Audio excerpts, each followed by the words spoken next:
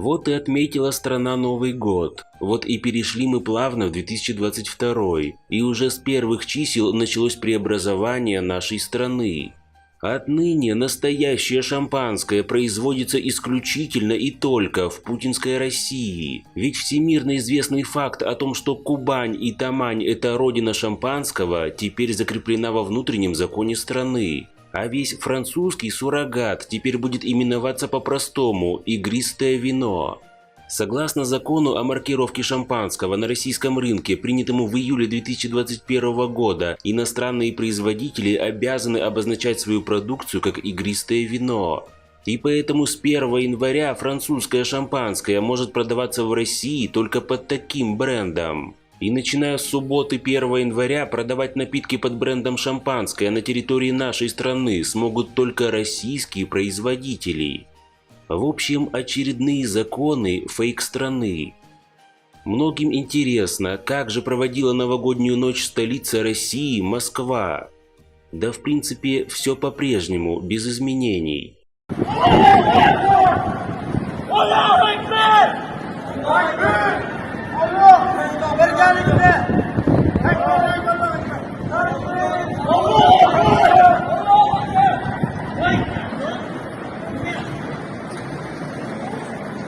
Москва первопрестольная, блядь.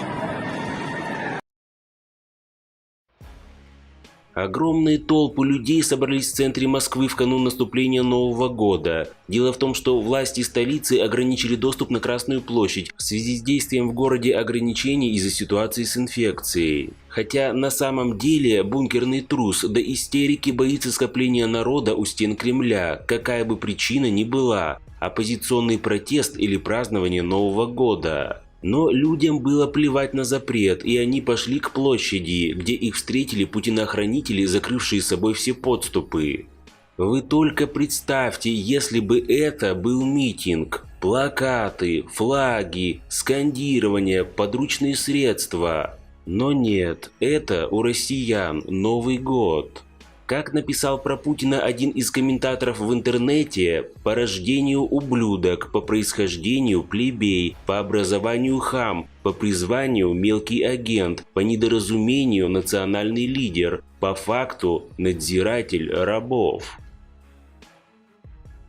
В Санкт-Петербурге сторонник бессрочного протеста раскидал листовки с преступлениями Путина. Акция была приурочена к 22-й годовщине первого появления Путина в качестве главы государства.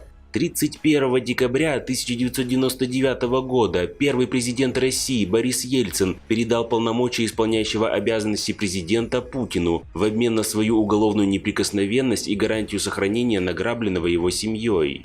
В листовках, скинутых с крыши дома на Невском проспекте, изображено путинское табло с подписью «Разыскивается» и отмечены преступления, которые Путин совершил, находясь у власти за почти четверть века.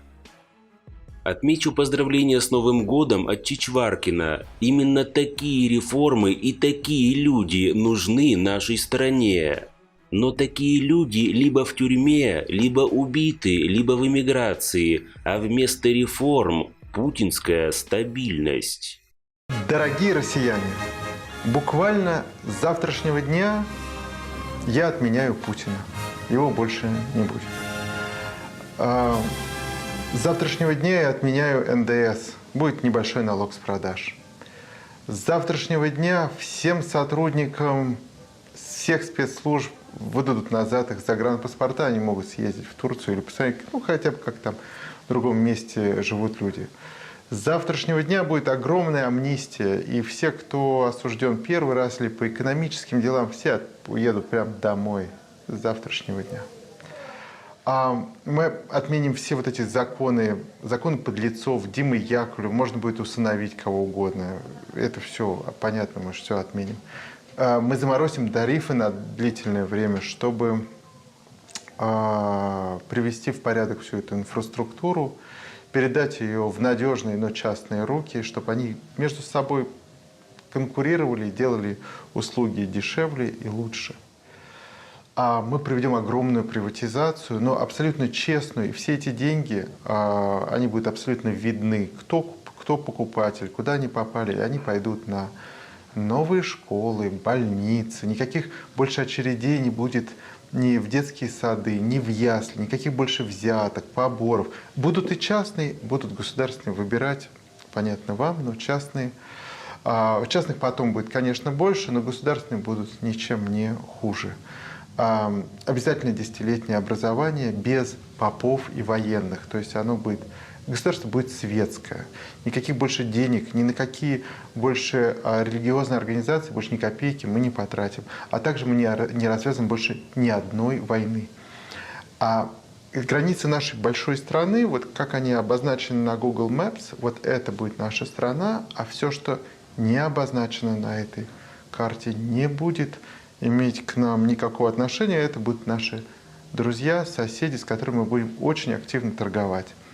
Мы откроем в одностороннем порядке границы со всеми западными странами, и с частью южных тоже, и разрешим въезд людей, денег, продуктов и вещей из этих стран. Нужно будет просто заплатить небольшой налог. Мы разрешим любым западным банкам открывать филиалы, вести деятельность, а также любым розничным сетям, а также любым производственным мощностям и так далее.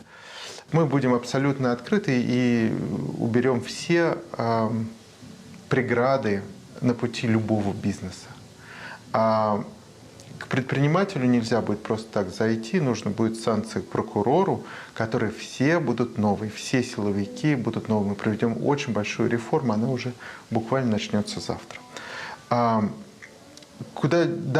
Уже поступают какие-то сведения неприятные о том, что бандформирование из бывших сотрудников спецслужб там пытаются что-то сделать.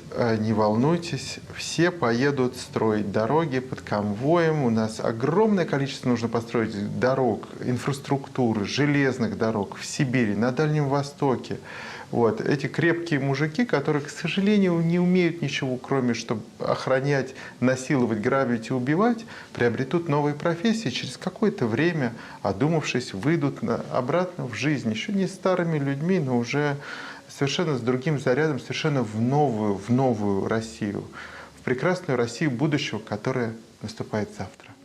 Больше не будет никаких санкций, потому что мы договоримся, когда все санкции, все абсолютно в обмен на все незаконно захваченные предыдущей властью территории.